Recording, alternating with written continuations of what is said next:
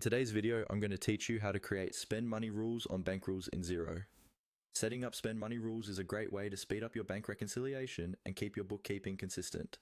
Instead of manually coding the same types of payments over and over, Xero can recognize them and do most of the work for you.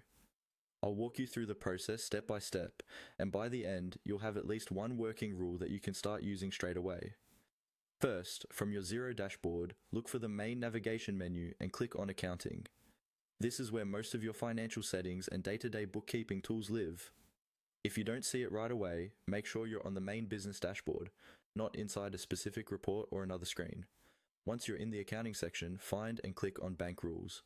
This area is dedicated to rules that help Xero automatically allocate your bank transactions.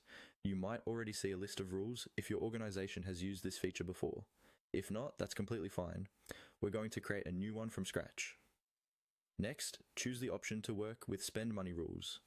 These are rules that apply to payments going out of your bank account, such as subscriptions, rent, utilities, or any other regular expenses. Selecting spend money rules ensures that what we set up will only apply to outgoing transactions, not money coming in. Now click on Create Rule. This opens the main setup screen where you'll define exactly how this rule should behave. Think of this as telling Xero, when you see a transaction that looks like this, treat it in this particular way. On the rule creation form, you'll need to fill in the details. Start by deciding what conditions will trigger the rule, such as certain words in the payee or description field, or perhaps a specific reference. Then choose which contact, expense account, tax rate, and tracking options the transaction should use once the rule is applied.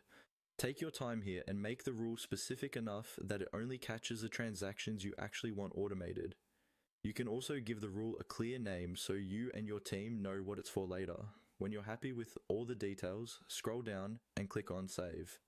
Xero will now store this spend money rule and start using it on future bank statement lines that match the conditions you've set.